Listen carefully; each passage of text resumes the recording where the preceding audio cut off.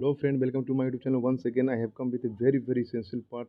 आज बीपीएससी का टीचर का एग्ज़ाम था और उसका 24 अगस्त में फर्स्ट शिफ्ट का एग्ज़ाम हो गया है सामान्य अध्ययन का, जिसमें 120 क्वेश्चन आए थे। उन 120 क्वेश्चन का आंसर की मैं रिलीज़ करने जा रहा हूं, लेकिन उससे पहले मैं बात करना चाहूँगा उन 35 क्वेश्चन ऑफ साइंस का।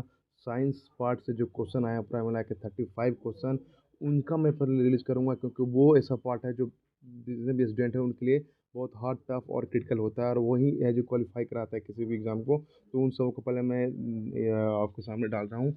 इसको आप अपने दोस्तों के साथ शेयर कीजिए, आपने देखे मिलाइए कितने क्वेश्चन सही हुए हैं। उसके बाद मैं रेस्ट ऑफ 120 क्वेश्चन है उसको मैं डालूंगा। सबसे पहले समान विज्ञान क्वेश्चन देख लेते हैं, जो बहुत कम प्लेटफॉर्म पे ये इसको अपलोड करते हैं। तो सबसे बिना कुछ देर के चल जाते हैं पहला क्वेश्चन। हाँ, तो पहला क्वेश्चन क्या है? ऊर्जा के स्रोत जो कार्बन उत्सर्जित में वृद्धि नहीं करते हैं। कौन से रिसोर्सेज ऑप्शंस में है जो कार्बन को उत्सर्जन में इनको लेना देना नहीं है? वो सौर सेल और पवन चक्की हैं। ये ऐसा चीज़ है जो कभी मतलब ही नहीं इनको कार्बन से। तो सही आंसर होगा मोर देन वन। ठीक है, ऑप्शन डी। एक का डी हो गया। अब बात करते हैं दूसरा नंबर क्वेश्चन। दोस्तों आप याद रखिए, बायोलॉजी से बहुत ज़्यादा क्वेश्चन है, फिजिक्स केमिस्ट्री से ना के बराबर है। इससे बायोलॉजी बहुत अगले वाले शिफ्ट में जरूर तैयार कीजिए अगले दिन। तो अगला क्वेश्चन है, आहार श्रृंखला में सांख्यिकीय श्रृंखला में क्या कहा है? जो आहार श्रृंखला आप जानते हैं, जैसे स्वपोषी, फिर प्राथमिक उपवन करने वाला, फिर द्वितीयक, फिर टर्सरी। तो उसका क्या होता है? तो ये इसका सही आंसर हो जाएगा आपका आहार जाल बोलते हैं। ठीक है, अगला क्वेश्चन, थर्ड क्वेश्चन क्या है? हरे पौधे जब प्रकाश की ऊर्जा से अपना ऊर्जा बनाते हैं, तो खाद्य ऊर्जा कितने प्रकाश ऊर्जा को वो खाद्य ऊर्जा परिवर्तित कर पाते हैं? तो जब 100% लेते हैं उसमें सिर्फ 1%। ये ट्रिकी क्वेश्चन है, बहुत इंपॉर्टेंट क्वेश्चन है, इसको याद रखिएगा। ये आपको बीपीएससी लाइक क्वेश्चन है, ये 1% होगा। सही है आंसर थर्ड का ये। चौथा क्वेश्चन क्या है? किसके नहीं चिपकॉन दोनों में चाहिए? साइंस का नहीं, फ्री में बताया था। इसको जी है, आप जानते होंगे। चिपकॉन दोनों सुंदरलाल बहुगुणा का था। मैंने सिर्फ अभी उसका साइंस का दे रहा हूँ, इसको भी याद रखिए। अब पांचवा क्या है? आहार श्रृंखला में प्रथम पोषक स्तर पर क्या होते हैं? आप जानते हैं, तो आहार श्रृंखला जब बनती है तो स्वपोषी के बाद पेड़ पौधे, पेड़ पौधे के बाद उसको खाने वाले बकरी, उसको खाने वाले मनुष्य या शेर, ऐसे तरह का बनता है। तो जो सबसे पहले होते हैं वो स्वपोषी, जिसको पेड़ पौधे बोले जाते हैं।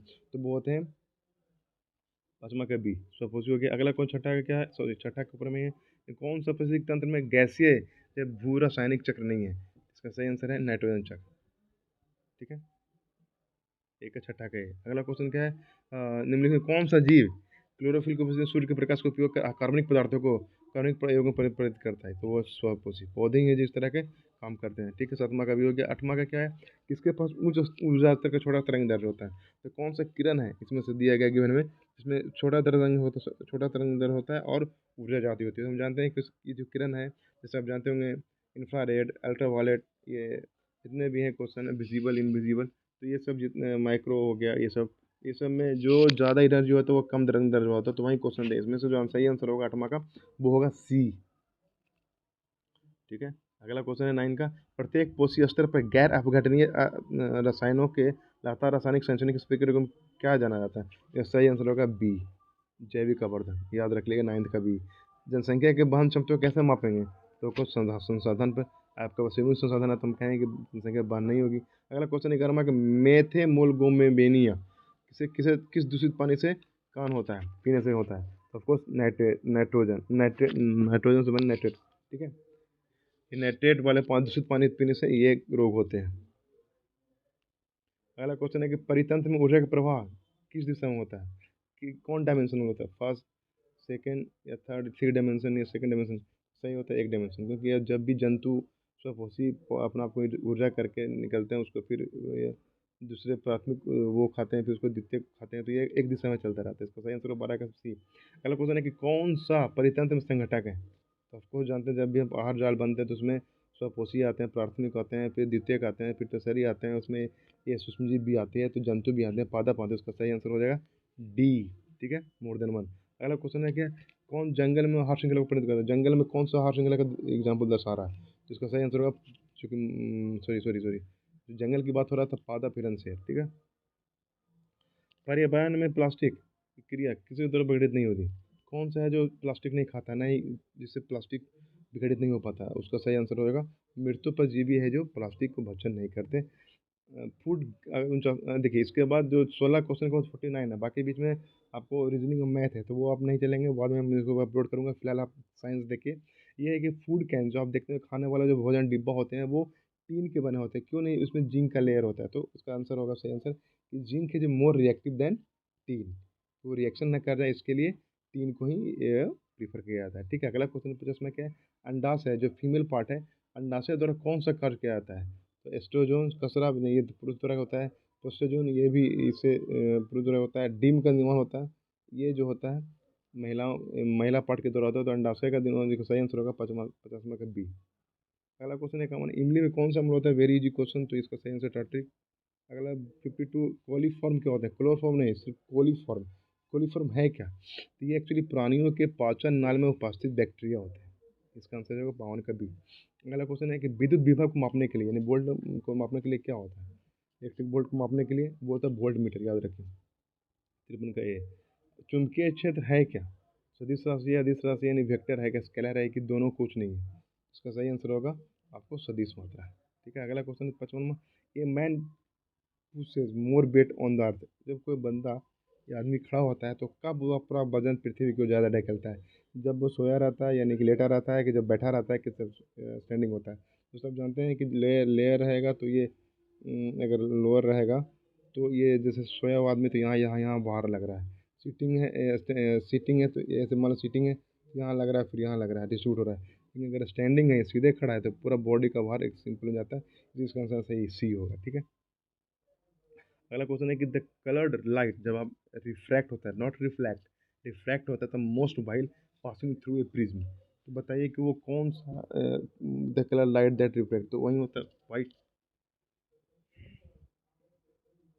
ठीक है, the colour light that reflect most, जहाँ सबसे ज़्यादा रिफ्लेक्ट कौन होता है, इसके अब देखना पड़ा है। सबसे सबसे रिफ्लेक्ट होता है वो हो जाएगा आपका वॉलेट, क्योंकि उसका तरंगदैर्घ्य बहुत कम है। A piece of ice is drop in vessel, अगर आप बेसल में आपको पीस ऑफ आइस डालते हैं और वो भी केरोसिन तेल के, तो बताइए क्या होगा? उसका जो आयतन रिमेन सेम होगा, राइज होगा, फॉल होगा। दोस्तों अगर ये सिंपल सा कोई पेट्रोलियम रहता तो पानी ऊपर आ जाते हैं, लेकिन इसमें क्या होगा, चूंकि इसमें ये पूरी तरह घुल जाते हैं, तो इसका सही आंसर होगा कि ये राइज करेगा, इसका लेवल उठेगा। ठीक है, ये 57 का बी। आप कहता है कि the process where the characteristics are transmitted from, 57 के बाद 58 होना चाहिए, मैं पहले यहीं लगा 58 है। निम्न किसका पी एच 7 से ज़्यादा होता है? ये आप देख रहे हैं pH 7 से ज़्यादा आता है, जिसका pH 7 से ज़्यादा है दोस्तों, इसका मतलब कि वो बेस है, यानी कि वो क्या है, एसिड और सॉरी एसिड नहीं है। तो सिर का एसिड है, पेस्टिक गैस्ट्रिक दूध है, तो इसका मतलब ये रक्त प्लाज्मा जो 7.4 होते हैं। इसका सही आंसर होगा 58 का सी। अगला 59वां क्या है, एक समान लेंस की नाभिक, एक नेत्र लेंस में जब आप नाभिक दूरी कितनी होती है? तो ये जो रटा क्वेश्चन है इसका आंसर सही है 2 सेंटीमीटर। ठीक है, अगला क्वेश्चन है शुष्क बुझे हुए चूने पर क्लोरीन गैस डालते हैं? तो ये भी बीजी क्वेश्चन है, लूसेंट के हर एक पन्ने पे दिया हुआ है। इसका सही आंसर ब्रेंजक CaCl3 बनता है जब आप किसी चीज़ को बुझे हुए चूने पर क्लोरीन गैस भी डालते हैं तो। ठीक है, अब 61 पे चलते हैं, जो छूट गया था। हाँ, 61, the process where the characteristic transmit from the parents of a string is equal, मतलब कि पेरेंट्स से जो गुण दूसरों पे जाता है, फिर उनके गुण तीसरे पे जाता है, उस चीज़ को क्या कहते हैं? उसको कहते हैं आनुवांशिकता, यानी कि हेरिडिटी। ये सही आंसर होगा। ठीक है, 61 का सी। ठीक है, अगला क्वेश्चन है 62वां, चलते हैं।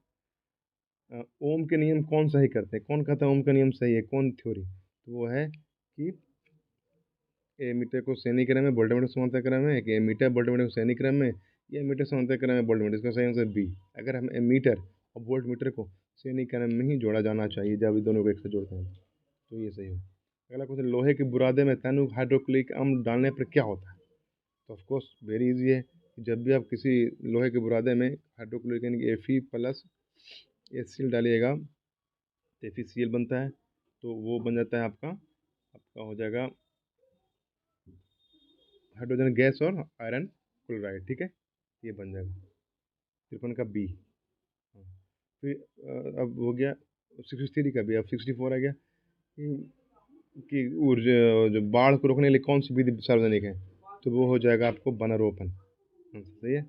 तो इस तरह दोस्तों मैं आपको 64 पूरा मिला के 35 क्वेश्चन है, इसको मैं रिविजन करा दूँ।